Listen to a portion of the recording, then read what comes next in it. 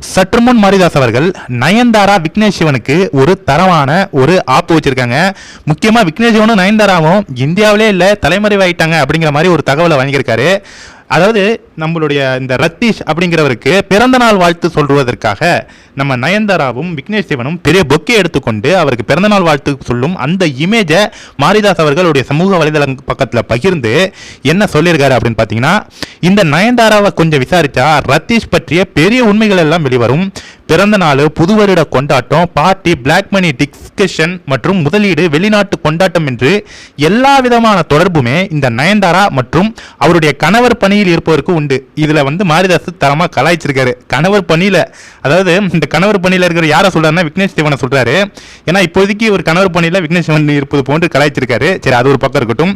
அடுத்தது மாரிதாஸ் அவர்கள் என்ன சொல்றாரு அப்படின்னு பாத்தீங்கன்னா, இவர்களும் விசாரணைக்கு பயந்து தப்பி வேறு நாடுக்கு ஓடி இருக்கானுங்க அப்படிங்கிற ஒரு அதிர்ச்சிகரமான தகவலை சொல்லியிருக்காரு. அதாவது விக்னேஷ் சிவனும் நயன்தாராவும் எஸ்கேப் ஆயிட்டாங்க அப்படிங்கிற மாதிரி சொல்லியிருக்காரு. எனவே கொஞ்சம் வெளிநாட்டில் இவர்கள் நடமாட்டத்தை உற்று கவனிப்பது அவசியம். நாடு திரும்ப வைத்து விசாரணை வட்டத்தில் வளைப்பது மிக அவசியம்.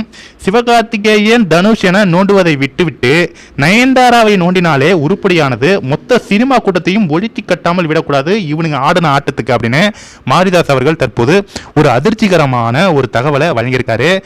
அதாவது தனுஷ், சிவகார்த்திகேயன் எல்லாம் நோன்றதை விட்டுட்டு நயன்தாராவை, அதாவது அனைத்து விதமான வெளிநாட்டு கொண்டாட்டங்களாக இருக்கட்டும், லேண்ட் வாங்குவது, விற்பது மற்றும் பல டிஸ்கஷன்ல இந்த ரத்தீஷ், இந்த விக்ரம் ஜூஜு, அப்புறம் இந்த ஆகாஷ் பாஸ்கரன் இவங்க எல்லாரு கூடயும் தொடர்புல இருந்தது இந்த விக்னேஷ் சிவனும் இந்த நயன்தாராவும் தான்.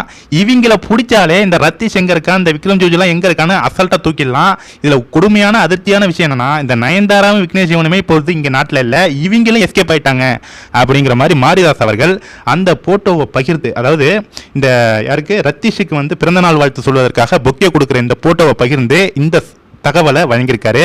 முக்கியமாக இந்த குரூப்போடைய நெட்வொர்க்கை பாருங்க. இதில் எனக்கு இரிட்டேட்டிங்காக இருக்கிறது நயன்தாரா கூட இல்லைங்க. இந்த விக்னேஷ் சிவனை பார்த்தா தான் பாண்டிச்சேரியில் போயிட்டு ஒரு கவர்மெண்ட் ரெசார்ட்டை போயிட்டு வேலை கேட்டிருக்கானா, இவனுக்கு எந்த அளவுக்கு காசு கொழுத்துட்டு இருக்கு. இவன் இயக்குன எல்லா படமுமே ஃப்ளாப்பு. முக்கியமாக இந்த 400 ரவுடி தான் மட்டும்தான் ஓரளவுக்கு ஹிட்டு. இவனுக்கு எப்படி கோடி கணக்கில் பணம் வந்துட்டு இருக்கு. பாண்டிச்சேரியில் கவர்மெண்ட் ரெசார்ட்டே போயிட்டு வேலை கேட்குறானா, இவன் என்னென்ன வேலை பண்ணிட்டு இருக்கான் அப்படிங்கிறத இப்போ நம்மளுக்கு ஓரளவுக்கு புரிஞ்சிருக்கும். அதாவது ஒட்டுமொத்தமாக பணம் 1000 கோடிகளுக்கு மேலே குவிஞ்சிருக்கு. அந்த பணங்களை எல்லாம் எடுத்து என்ன பண்றதுன்னு தெரியாம முழிச்சிட்டு பாண்டிச்சேரியில் கவர்மெண்ட் ரெசார்ட்டை போயிட்டு இவனுங்க வாங்குறதுக்கு பிளான் போட்டிருக்கான் இந்த விக்னேஷ் சிவன். கண்டிப்பா இந்த வீடியோ எல்லாருக்குமே ஷேர் பண்ணுங்க. விக்னேஷ் சிவன், நயன்தாரா இந்த குரூப்புகளை பிடிச்சாலே ஒட்டுமொத்தமா இவங்களுடைய நடவடிக்கைகள் என்ன அப்படிங்கறது அமலாக்கத்துறைக்கு தெரிய வந்துடும். கண்டிப்பா இந்த வீடியோ எல்லாருக்குமே ஷேர் பண்ணுங்க ஃப்ரெண்ட்ஸ்.